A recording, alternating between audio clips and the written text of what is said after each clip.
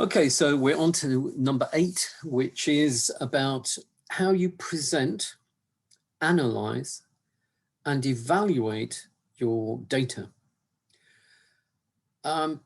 This is potentially going to be the longest chapter section in your rapport de stage. So it's a little difficult sometimes for the reader to navigate his or her way through what you're presenting. You've got to think of some kind of, again, skelet, some logical structure to put into the chapter to be able to help us. And I'm going to suggest 2 or 3 of these to you. The first one is your research gap. You identified a number of research gaps and you set out through your questionnaire, your interview, to be able to generate the information which would close this gap.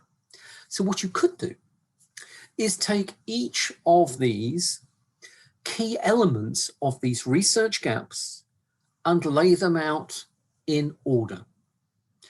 You'd need to explain that to us in the introduction to this section so that we know what's coming at us and we know how you're going to do it. You could do it by aim and objective. There may be 3 bits of research, 3 gaps missing in objective 1. So maybe what you do is organize things around objective 1 and the 2 or 3 gaps, objective 2 and the 4 or 5 gaps, whatever it happens to be. So you could go with the number of objectives and use that as the main structure for the chapter. Another way of doing it is one that you can't see before you've started pulling your research and your data together. I've done no end of research where I started thinking that was how I was going to do the data presentation. I would do it by research gap or I would do it by objective. And actually, when I started looking at my data and writing it into an Excel file or handwriting it in the old days, sometimes you could see patterns and themes building up. And sometimes these themes and patterns are so obvious and so big and so revealing to the reader that actually they could be a very good way of structuring this data presentation chapter. So there I've given you 3 potential ways of structuring the chapter. And it's quite important that you think about that, because what you can't do is get to a point where you've just presented some statistics and a table or a figure, given a bit of interpretation, a bit of analysis and a bit of evaluation. And then you do that for all of the aims and objectives. You do that for each of the research gaps. And then you get to the end after 28 pages and you say, okay, right, dear reader, if you remember what I said on page 12 and you add that to what I said on page 14 and 15 and 17, 18 and 19, you will understand that. You can't do that. Somehow you've got to do this, as I said before, in bite-sized chunks. So you need your structure to be clear so that if you're using let's say the objective type of structure, you do objective 1, there were 3 elements of gap. Here I present the data, I explain and interpret that data and what it means. I evaluate it, how good or bad is it, etc. And then I draw a mini conclusion on that. This means that. And that takes me on to objective 2, or theme 1, theme 2, theme 3, theme 4. So what you need to do, whatever your structure is that you determine, at the end of each bit of that structure, give us a mini conclusion, okay? in presenting this and addressing this research gap, it has revealed, somewhat surprisingly, that great, we've got a mini conclusion. And that will help us later, because once we've done this for each and every one of these research gaps, or of these objectives, or of these themes, at some point we have to put all that together. Well, if you've already thought about these mini conclusions at the end of each one of those, when we turn the page to go to your conclusions chapter effectively is just bringing those things together and saying, okay, synthesizing all of these mini conclusions, then this is what we've got. Okay, so I'll do more of that later, but it's absolutely vital that you have a good, solid structure, that you are clear that the research gaps are being filled, whether you're doing it under headings of objectives or headings of themes. And you're drawing conclusions as you go, because if you leave us for 20 pages and then you try and stick it all together, you've lost us. So I hope that gives you a simple, clear, potential way of putting that chapter together. A few things to remember while we're doing it. First, do you have to? Should you use things like online surveys or the SPSS statistics package for social sciences? They are very good. You throw data at them, they can produce every diagram known to man at the touch of a button. That's great.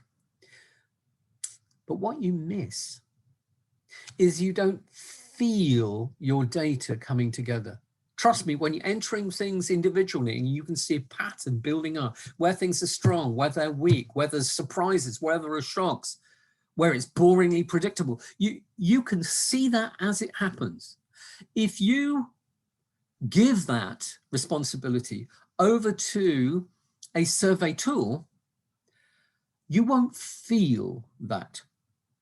It will be quick to get all the diagrams, but then, my friend, you're going to have to work at actually looking at those diagrams and thinking, what actually does this mean? What do I read into this? Is it as c'est sûr as I thought it was going to be? You're going to have to work hard on that.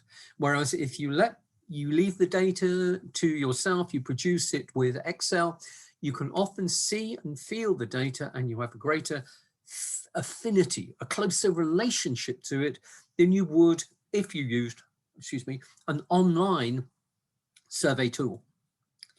Me, today, I would probably use an online tool, but I would spend my time looking at what it gave me and asking myself the question, does that give me a whole answer, a convincing answer, a reliable answer? What conclusions can I legitimately draw from this?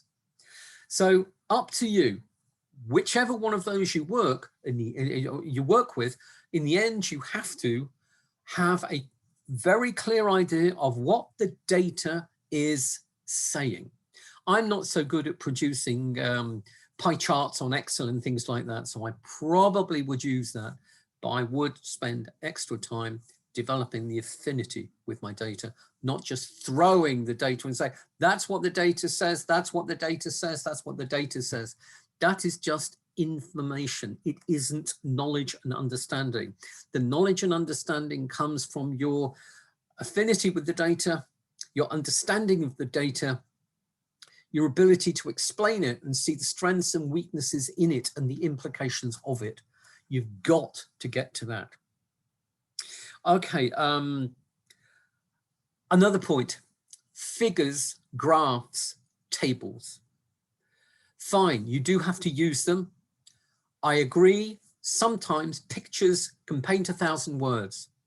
But if I had £1 or €1 for every time I've looked at something that a student has put on a screen and they think it means this and I think it means that, You really have to explain what this diagram is and what its significance is.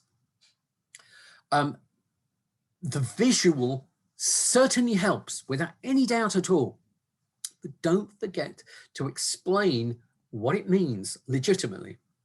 Not what you would like it to say, not what you hoped it was going to say, but what it actually does say. And be careful about drawing causal links from it. Well, because it's that, it must be because of this. Not necessarily. Be very wary about causal links and drawing them. I'll come on to that in the conclusions. So please present your figures well. There are maybe some figures that we don't really need. They're not particularly good. They don't actually tell us anything. So I know you asked the question, but leave it out of the report. Doesn't matter. If we need the figure, the table, the picture, the representation, the photo, whatever it is, if we need it to be able to understand what you're saying, it must be in the report itself and not dumped in the appendix. You cannot say to us, now if you go to Appendix C and look at diagram 3, you will appreciate that. No, yet. Appendices are there just to be looked at for additional information, or perhaps if there is a format issue and the format means you cannot get whatever it is into the actual report itself. So please be careful how you use figures. And remember, the process we're going through is you present the data, you interpret and explain the data, what it means. You evaluate it. How good is it? Possibly between the two, you analyze it. Maybe you break it down into bits, but eventually you evaluate it and you ask, what does this mean in terms of value? Does it mean we're doing well? Was it as good as our expectations? What is it actually saying to us? What does it mean? That's what we're after.